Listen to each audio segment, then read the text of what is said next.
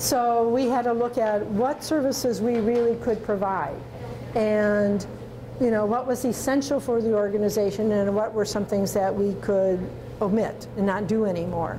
We had a strong CE program, and that was very successful, and but some of the other things cost money to do, but what kind of return did we get, or how helpful were they? So what we did, we decided we would do some strategic planning. And so we identified a group of people. Some were presidents of the district, some of them were board members, some of them were just staff nurses, or you know, the members that were not in leadership roles, but were the people who were going to use the services of Missouri Nurses Association. And so I did a Delphi study, and I said, you know, what do you think the Missouri Nurses Association should be doing?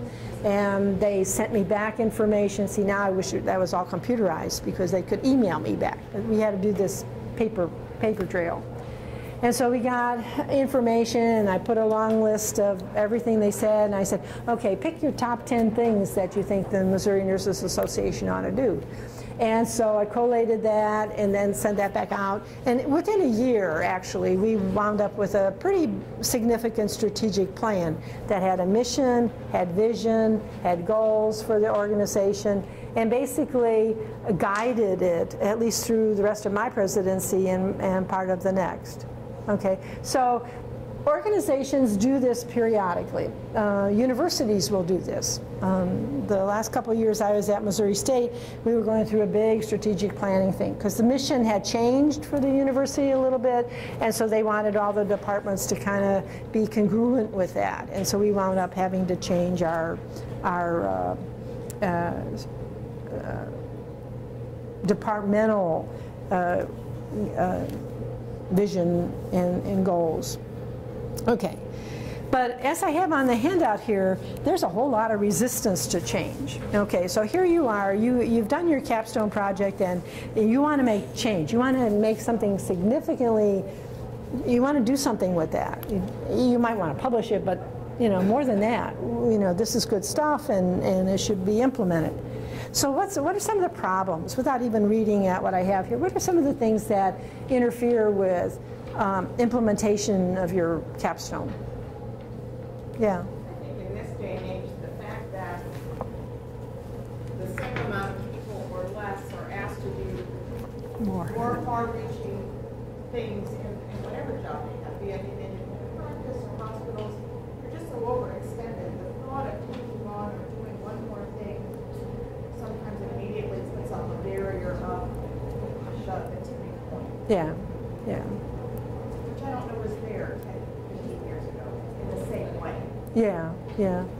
Well, you know, if you're already working more than 40 hours a week, you don't necessarily have time for a lot of committee meetings and things like that. And if you have meetings, and are they going to schedule it when you're seeing patients, or you know, you have to come in before work or stay after work. So all these kinds of things are certainly barriers. And if you're a busy person, as you folks are, then you tend to back off of trying to be involved in any kind of change, because it's just more work. Yeah, yeah. My brain is by this point sort of saturated in cricket. Right. Mush. Yeah. And just to piggyback on what Annette said, saying even though change is inedible in order for us to be who we are and to grow, people do not like change. Right. And the reason why they don't like change is because they're overwhelmed. Most folks are overwhelmed. Yeah. Even if they know that it's going to decrease their workload on the other side, yeah, they're always very suspicious. Yeah. So there's a very suspiciousness to what the organization or what's out there is going to lead to more for us to do. Right. Okay, that's a good point. I'm sorry. Hello. I didn't know you were there. I found an earring in the bathroom, and I just wanted to ask before everybody leaves. It's a pink dangle earring. Okay. Okay. Sorry, I didn't want them to go out of town without yours. Okay. I'd go with that shirt. I think sometimes organizations take on the culture of the state, and why I say that is in Missouri, that the nickname is the Show Me State. You know, it'll be done in 49 other states, and then finally, if it works in those states, it'll work in Missouri, maybe. You know, so it's like, very conservative. And so your institutions are kind of like that, and your staff, your department, your area that you work in. Yeah. I recently did for how big hard changes there's whole programs from the NIH. Okay. On implementing change, and I went to it was like a 4-day seminar. Okay. On learning how to implement things. Okay. You know, and one of the things that they said is the big the opposition, but there's always a person in on that's going to be what you call the no-no. Right. That always has something negative to say, and you know something like that. So that's always hard to get through. Right. Because Right. that person is often the leader that speaks up and says, negative comments when and other people tend to follow them. Right. So then you have to kind of think, and how can you help that person be open to the idea, but not necessarily accept it? I mean, I was listening to, I hear interesting things on when I'm driving home, and there was a program on there yesterday about the 9/11 conspiracy theories that are out there, and I'm thinking, oh my gosh, and it's sort of like even the Nazi concentration camp and the theories that they never existed, and one of the comments that one of the guests was saying was that you're never going to change the mind of the people who think there was a conspiracy, okay? And so you accept that. And you own your ideas, I own my ideas. We don't have to have the same ideas. We don't have to agree, but let's agree to disagree, okay? And let's live with that. And if you can get people to kind of be open to at least listening, and maybe through a pilot program or something like that, be able to show that it can make a difference and it can be accepted.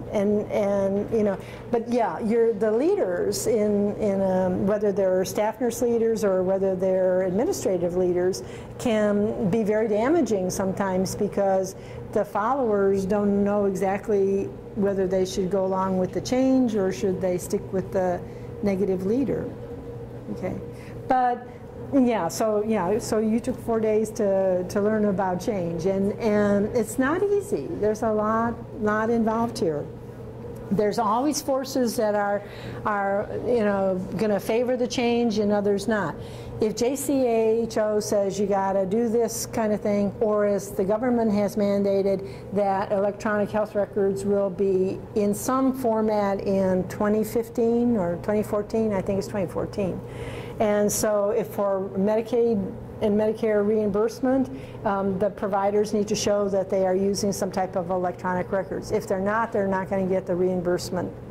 So that's a driving force, okay? So the change is going to come because the government says you're going to do this, and not because this is the best thing, necessarily. So that could be. But then you could also be in a situation where just overloaded with paper, and you don't have enough pockets to put all the little written notes that you're writing on the 20 patients you're taking care of or whatever. And so, like, could we have some electronic way to record all this at the bedside or in the exam room or wherever, so that I don't have to write all this all out? Now, so that you could make change by because the staff sees a need to have something done, do something different. Yeah. I think change is very variant on how many people you have to have on your side too, because I think we can all make small practice changes, get like the nurse that works with us or the MA or the receptionist to do something for my practice, but I'm not sure that I can necessarily make every physician in the practice do it, or every physician in our community, or every physician in Wisconsin kind of thing. So I think just starting with small change and kind of working your way makes it. That's an excellent point. Yeah. You have to remember the whole system. People group around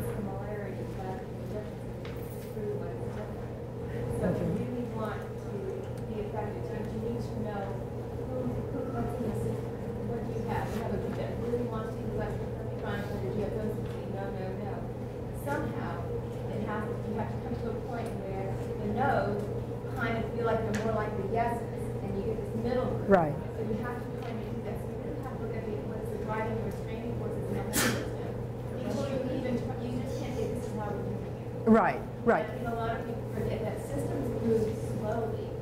Right. And you can't just impose it. But a lot of people have some understanding of how systems work. Yeah. And I think that we don't, in nursing education, we don't look at the whole system as much as we might be able to. Right. So Right. I think that's part of the problem is who your players are. I know a lot of times it's spent on administration comes down, you're thinking of electronic records. Right. And so you have this superimposed, and they slowly started to do that. And one by one, you get people switching over from one group to another, and then you get a body. But there's always what is the explicit goal, which is what you're going to do. Right. And implicitly what everybody else does. Well, you want to set things up so that even though people don't want to do it, they're going to do it because they find out that this is a good thing to do. Not that they don't have any choice, but that wow, this seems to work. One of the things, when I was at University Hospitals in Cleveland, I worked on a male medical floor, and whenever we had a code, when a patient arrested, I mean, it was kind of chaotic. We had a little basket that had, you know, syringes and some medicines in there and whatever. And the head nurses, there were 4 of us on that one floor, and we got together and said, is there something we could do that's different? So we came up with a crash cart, you know, and the whole university hospitals in Cleveland never had a crash cart prior to probably 1967. And so the 4 of us developed the crash carts for our unit, and we've got one of these little, what do they call them, those little tray tables. There's a special name for that table, but it's a table, and we got styrofoam so we could put the syringes in there, we could put the medications in there, we had labels, and then we had we set up a rule so that somebody would have to check the crash cart once at least every 24 hours, or if we had more codes, like one every shift, then at the end of every shift. It was easy because if there was a hole in the styrofoam, you knew that something was missing. So we basically set that up, and then within a year there were crash carts on all the floors, and they were all the same, which the floaters loved, because then there wasn't this, like in coronary care unit 1 kind of setup, and in the pediatrics another kind. There were differences in terms of the medications, doses and stuff like that, but there was not differences in terms of location. You always find things in the same place. Okay. So, but it would be, people recognized there was something to do, and the staff, was excited because it made their life easier when they were involved in an emergency situation. But, we're creatures of habit. My dog's very upset with me in the mornings now this week because I don't take her for a walk. But I can't get up at 5 o'clock and take her for a walk. so I patted her on the head this morning and said, Cinnamon, tomorrow I'll take you a walk in the morning. So, she's a creature of change. She's habit, and we all are. I think the change agent has to be a pretty important person and very knowledgeable about change and resistance to change, and be willing to accept some of that resistance, but to try to deal with trying to work with it and around it. Sometimes we have change agents who come in and say, from administration, say, we're going to come in and we're going to set up your unit differently, or we're going to come up with a different way to record patient information in a chart or something like that. And it's a person who hasn't seen a patient or cared for a patient in 10 years. They've been up in administration dealing with other kinds of things. And so, somebody who's not aware of your unit, your activities, what you're doing, it has to sort of get involved with the unit before you're going to see that the personnel might be willing to make some change. It can be, as I have here, resistance can be overt or passive.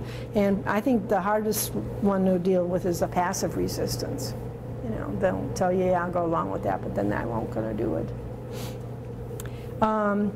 Strategic planning has, if you were starting off, I think you would be looking at a process where you're looking at the vision and the mission, the goals and objectives, developing strategies. So basically where I have that little section on strategic planning is just sort of the little outline. But the components, one of the major things is looking at the vision and the mission of the organization. Now where's the vision, where would you find the vision and the mission of the Department of Nursing?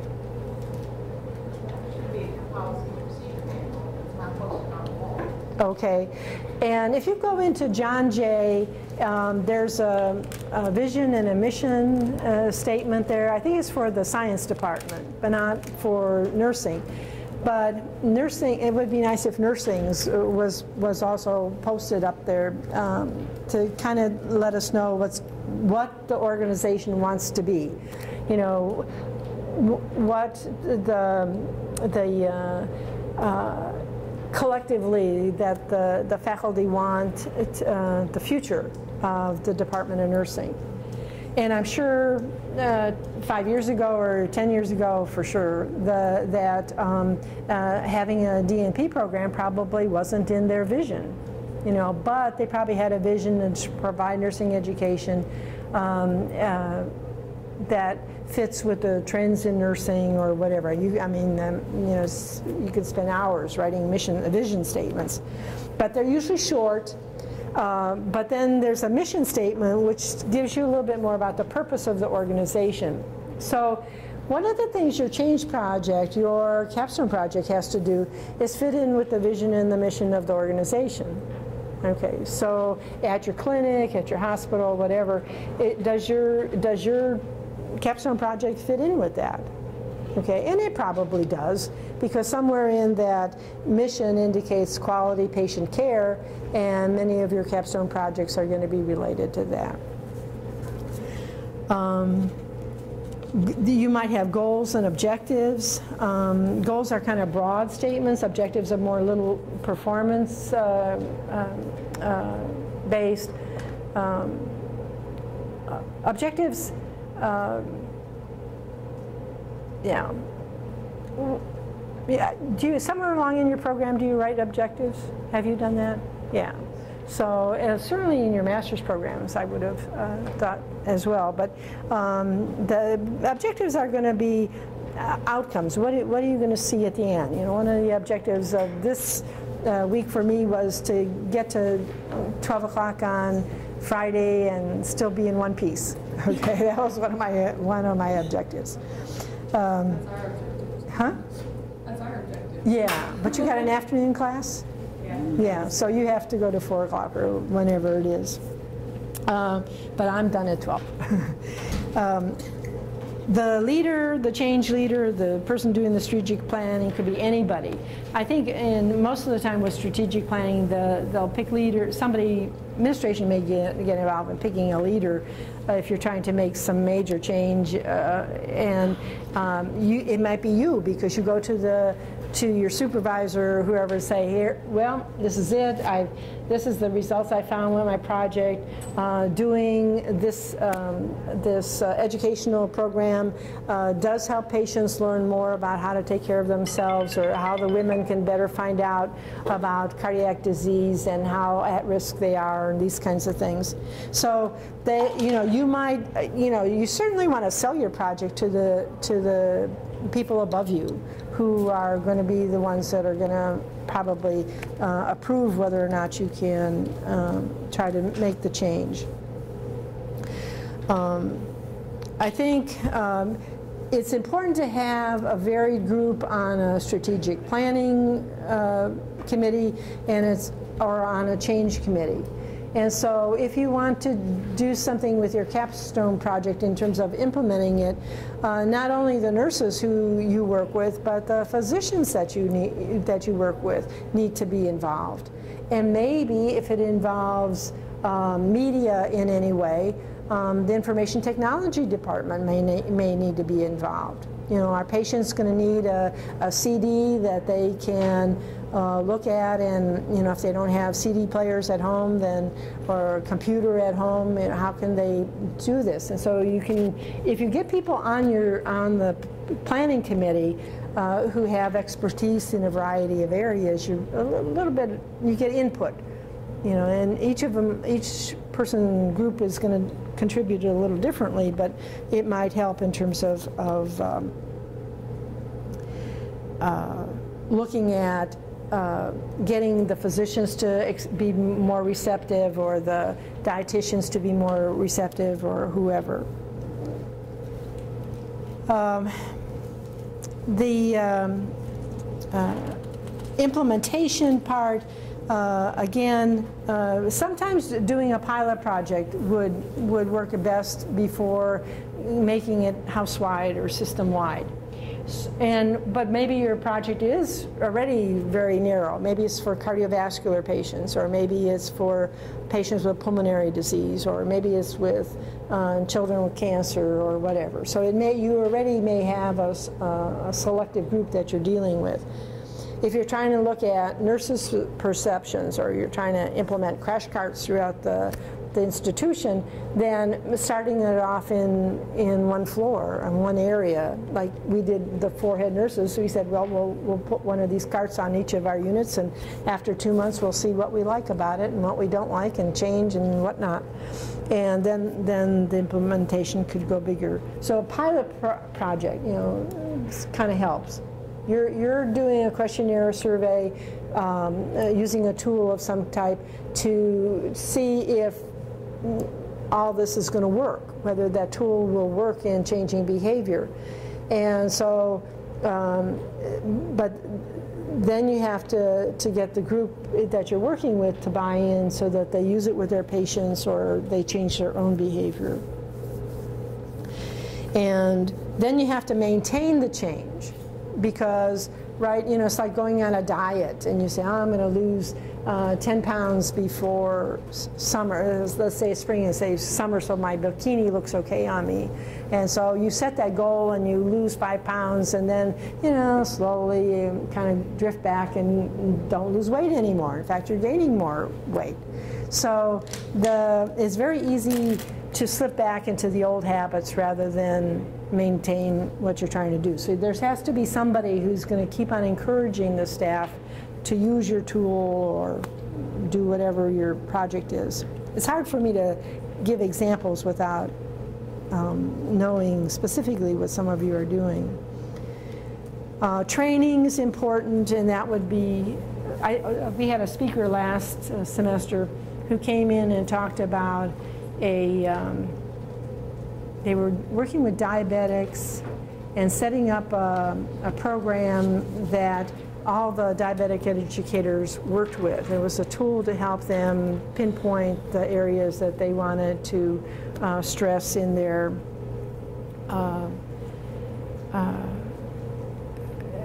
patient education.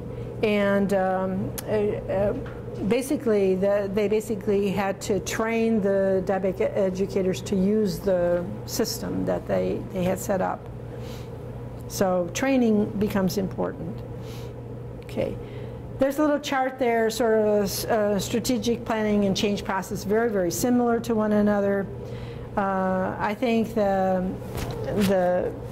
on top of page 3 there talks a little bit about assessment, and that's what you did in the beginning of looking at your capstone idea, right? How did you decide to pick the capstone that you picked, the topic that you picked? What you're interested in, okay? You saw a problem. What? You saw an area that you wanted to improve upon. Okay, so you saw a need.